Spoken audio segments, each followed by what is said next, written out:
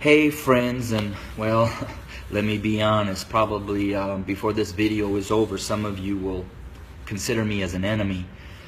But I wanted to share a couple minutes about my thoughts, not only on the tragedies that we have been experiencing over these past months, and especially these last couple of days with the shootings of our black men, but what I'm coming to learn over my 23-year journey of being a white man, living and ministering amongst my black family here in several inner cities of Chicago.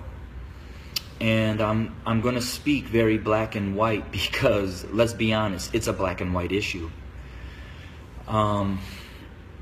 I want to take you to the book of Exodus, chapter 1, and I wanted to share a little bit of what took place prior to the rise of Moses.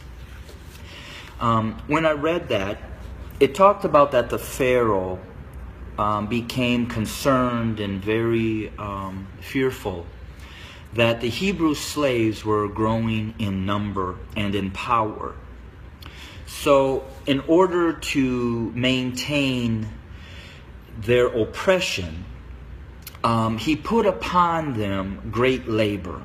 He put upon the Hebrew slaves cruelty to keep them down. However, they still grew.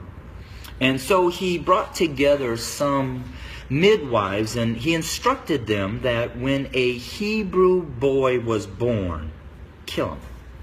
Well, these midwives did not follow, and the Hebrew slaves continued to grow. Eventually, the Pharaoh became so hatred and towards those Hebrew slaves that he made a decree. He put out an order that male baby boy Hebrew slaves were to be killed by casting them into the Nile River. Let's look at America. We brought blacks into this country as slaves. We never intended them to be anything other than a slave. But they began to grow in number and in power, and eventually they fought their way to some freedom. So we became even more cruel. And to keep our black Americans down, we lynched. But yet they rose. So then we used the welfare system, the criminal justice system, to keep them down, to contain them, to destroy them. But yet they rose, and they're rising. Then we built prisons and jails to hold them.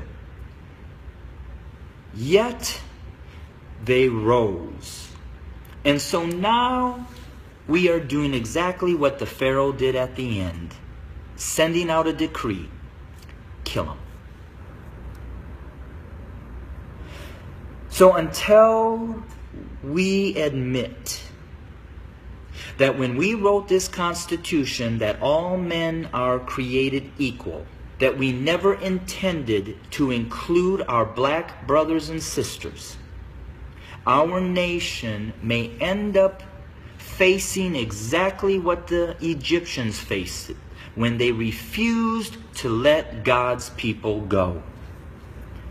So I'm going to say this to my white fellow Americans, that the bloodshed that is on its way is not on the hands of our fellow black Americans, but is on our hands. We are the ones that are refusing to let God's people go. We are the ones that are refusing to acknowledge that we do not value our black brothers and sisters as equal individuals or equal Americans as us white men. And to my black brothers and sisters, the racial issues, as I've said, have been there from the very foundation. But why do we see it more?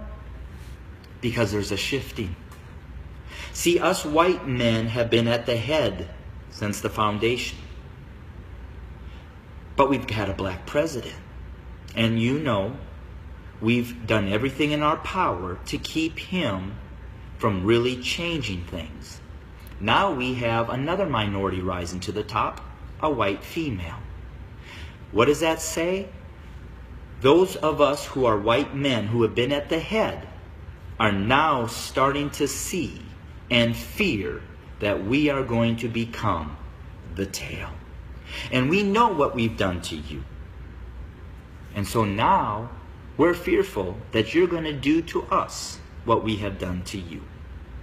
But I will say this. I've lived in a black community for 23 years. I've never been treated the way that this country has treated my black Americans.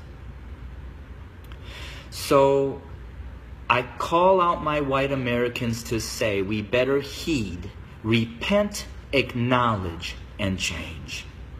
Because if we don't, I just want to again say this.